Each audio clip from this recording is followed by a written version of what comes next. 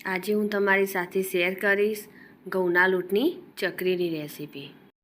મારી રેસીપી તમને ગમતી હોય અને હજુ સુધી સબસ્ક્રાઈબ ન કરી હોય તો લાઈક, શેર અને સબસ્ક્રાઈબ કરજો। આ ઘઉંના લોટની ચકરી એકદમ બહારથી ક્રિસ્પી અને અંદરથી એકદમ સોફ્ટ બનશે। તો બનાવવાનું શરૂ કરીએ। તો 2 કપ મેં ઘઉંનો લોટ લીધો છે, જે આપણે રોટલી કરવામાં વાપરીએ છીએ તેવો જ આપણે 2 કપ ઘઉંનો લોટ લઈશું અને આ રીતે વ્હાઈટ કપડામાં આપણે તેને બાંધી લઈશું।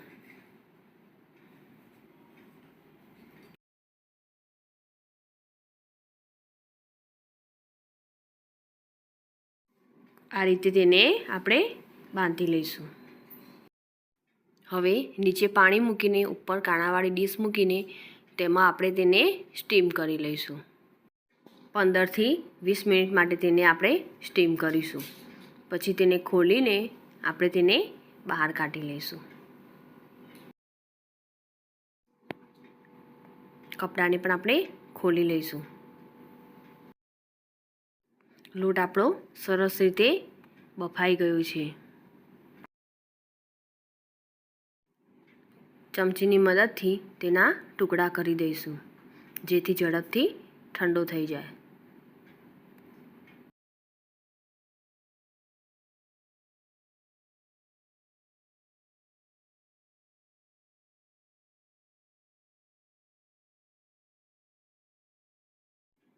હવે તેને થોડો ઠંડો થવા દઈશું, પછી આપણે તેને ક્રશ કરી લઈશું। તો આ રીતે મિક્સર જારમાં તેને આપણે ક્રશ કરી લઈશું।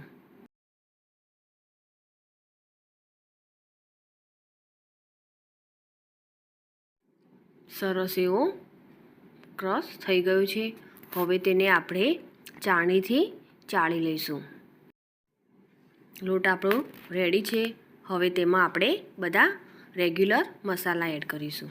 તો સ્વાદ પ્રમાણે મીઠું એડ કરીશું અને તીખાશ પ્રમાણે લાલ મરચું પાવડર એડ કરીશું।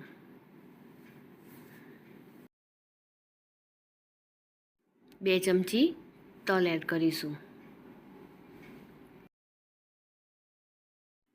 અને 1 ચમચી જેટલું તેલ એડ કરીશું। તેલ આપણે વધારે એડ કરવાનું નથી, નહીં તો બધું તેલમાં છૂટું પડી જશે। હવે બધાને સરસ રીતે મિક્સ કરી લઈશું।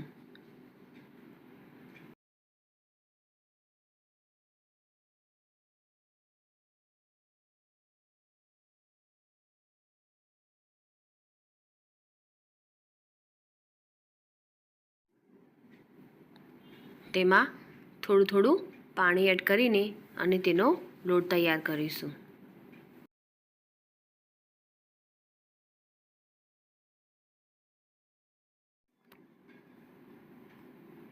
લોટ આપણો રેડી થઈ ગયો છે। હવે આપણે આ લોટમાંથી તરત જ ચકરી બનાવી લઈશું। તો તેના માટે આપણે આ રીતે સંચો લીધો છે અને આ રીતે ચકરીનો શેપ પાડી લઈશું। સંચાના અંદર આપણે તેલ લગાવી લઈશું અને આપણે લોટ તેમાં મૂકી દઈશું।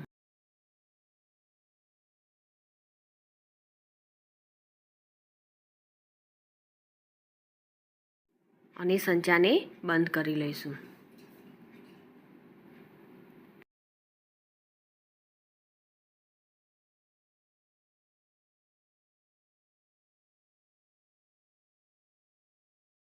હવે તેમાંથી આપણે ચકરી પાડી લઈશું।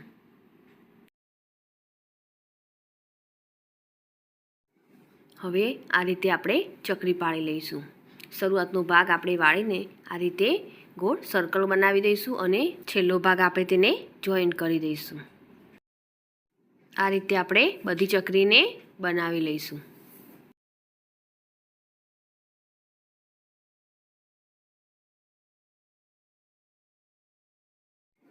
હવે આપણે બધી ચકરીને આ રીતે બનાવી લીધી છે। હવે તેને આપણે તળી લઈશું। તો એક પેન લઈશું અને તેમાં તેલ ગરમ કરીશું। તેલ ગરમ સરસ થઈ જાય પછી તેમાં ચકરીને એડ કરીશું। ગેસની ફ્લેમ મીડિયમ ટુ હાઈ રાખીશું। શરૂઆતમાં આપણે ચકરીની અંદર નાખ્યા પછી તેને ઝારા કે મદદથી બિલકુલ હલાવશું નહીં તો એનો શેપ તૂટી જશે. 3 થી 4 મિનિટ જેટલું થાય પછી તેને આપણે પલટાવી લઈશું. તો સરસ એવો કલર આવી ગયો છે અને આપણી ચકરી તૈયાર છે. તો તેને આપણે બહાર કાઢી લઈશું અને એ જ રીતે આપણે બીજી બાકીની ચકરીને પણ તળી લઈશું. આ ચકરી બનાવતા બસ એક જ વાતનું ધ્યાન રાખવાનું છે કે લોટ બાંધતી સમયે તેમાં તેલ ઓછું એડ કરવાનું છે. 1 ચમચીથી ઓછું તેલ એડ કરશો તો ચાલશે, પણ વધારે એડ નથી કરવાનું. જો વધારે એડ કરશો તો બધું તેલમાં છૂટું પડી જશે અને ચકરી નહીં બને.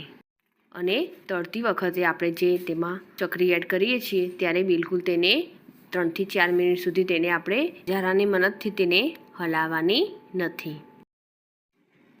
તો આપણી ચકરી રેડી થઈ ગઈ છે. એકદમ બહારથી ક્રિસ્પી અને અંદરથી એકદમ સોફ્ટ બની છે. તો તૈયાર છે આપણા ઘઉંના લોટની ચકરી.